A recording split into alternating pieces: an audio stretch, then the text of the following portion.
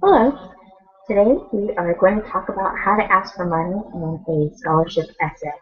We're going to start with an essay because it's easier than doing it in a presentation when you're talking to someone face to face or multiple faces if you are in a group interview for with scholarship judges. But my name is Crystal and I'm a scholarship coach and I have experience raising over $70,000 from grants and scholarships for my own personal education of 2 college degrees. So that's why I'm uniquely qualified to share my opinion about what has worked for me, as well as me coaching other people and sharing what I've done for them. So if you've watched previous videos, you know that I'm currently in the process of writing a mock scholarship essay as though I was applying, and the question is, why do you want to be in this field? Why do you deserve the money to help you start your new career, or if you're starting your career for the first time? So over the past several interviews, I have built up the presentation up till the closing point, which is the end. And a lot of people seem to get off track, which is why I'm going to go over the 4 steps on what you can do to prevent yourself from randomly talking about a whole bunch of other things and going off topic. So the first thing that you can do is you can talk about why am I interested in this career. And for me, I usually make this my first paragraph and my essay, and then I follow it up with paragraph number 2. How will society benefit by me adventuring into this career? And then the third thing is the solutions that I offer and what makes me unique to offer. And then I go in and I talk about and demonstrate the lifetime benefit. The lifetime benefit of my career and why people who are investing in me, as far as giving me scholarship money, how they're investing in society ultimately. So what I'm doing is I'm telling a story, and over time it builds. The momentum builds in the story because they want to know why you deserve it out of all the other applicants. And so if you stick to these 4 bullet points or these 4 main points, even when you're writing and when you're talking how you present yourself and in presenting your portfolio, then it makes sense because people understand why are you showing supporting evidence? Why do you want to do this? What makes you unique? Out of everybody that wants to be a doctor, an engineer, or accountant, what makes you different? What's your story? How did you fall into this unique place?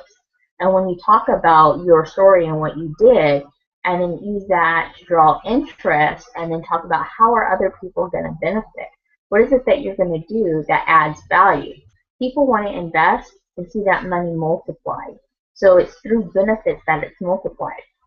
The people who have invested in me, by giving me scholarships, did so because they were hoping that this person that we're giving the money is going to turn out to be a candidate who does a lot of good for society that will benefit everybody else. So it's a way for those dollars to live on. So I'm going to go ahead and show you a rough draft of what I've been writing and some of the processes that I've been going through. Certainly the end is much harder for me than any other part of the essay. So at the top is what I started with when I was writing my closing.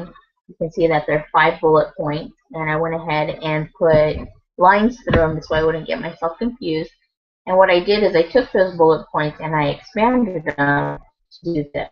So you can see it's much longer, it's much more clear as far as the ideas. I took the ideas as far as why do I deserve it and demonstrating the benefits, and I really took the time to think about it. And, these are all the benefits I provide, but there were some key things that I focused on. And some of the key phrases that you can use as well is, I strive to help an increasing number of families afford college. For me, that's my goal. That's how I'm giving back to society. But for you, you can say, I strive to help an increasing number of ...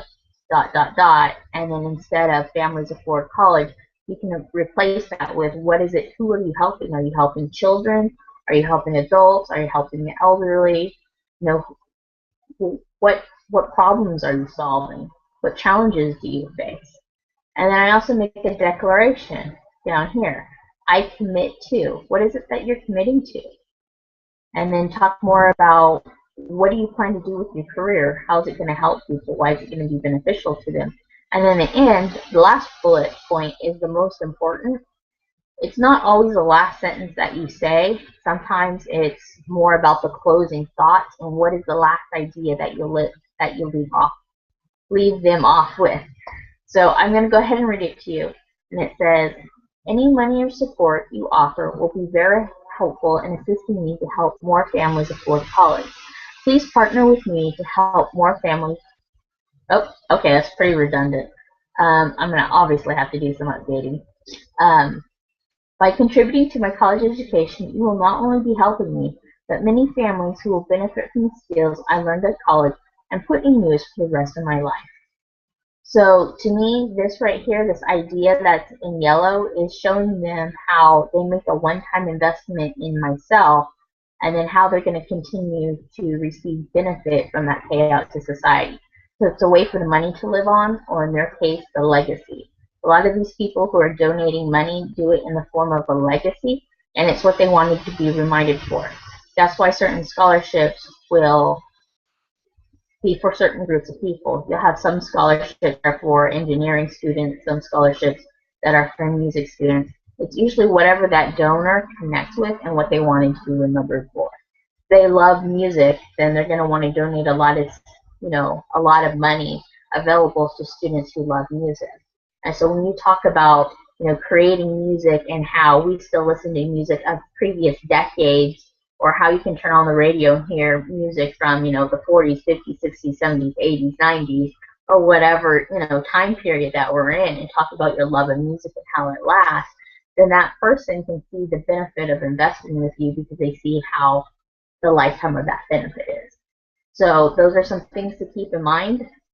Certainly, I'm going to go ahead and continue to revise this. As I said, this was the most challenging part for me, is to work towards the end, because I am thinking about doing this full-time as a career. And so for me, it's me soul-searching. It's a way for me to soul-search about what is my purpose, what am I really doing, who am I really helping, and why. So it's not just something that I'm writing off the top of the head. It's me.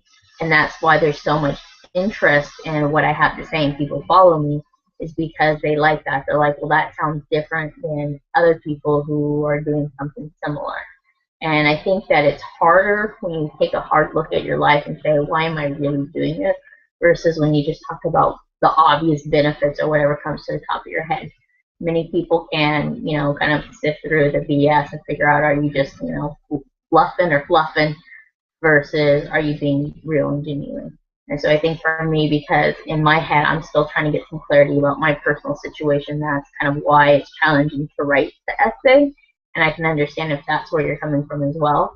But certainly go ahead and write a draft and then revise it and then keep going back and reworking it as need be. That's why it's always good to work on scholarships ahead of time before the deadline, so that you do have that time to work on it. And then certainly take some time, walk away, and then come back and reread it. Because when I was working on it, it didn't sound redundant to me. So in my head, I could have had a thought process and it could have sounded really, really beautiful. I take a break and then it's like, wow, I wrote that? That's pretty redundant. That's not like me. So I'm sure you'll make the same mistakes, but certainly we're here to learn together, and I'm here to show you what's worked for me and what I've done, how I handle it.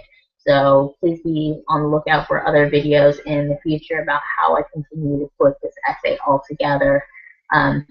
Obviously, I've broken it up into some parts. It's been a writing process in the making, and I've given a lot of great tips and tricks as far as what you can do and what you can take with it, and certain keywordings that you can take. So I appreciate you taking the time to watch this. Please be on the lookout for my future videos, and also please go back and review past videos if you haven't been able to watch this in the one. Thank you for your time.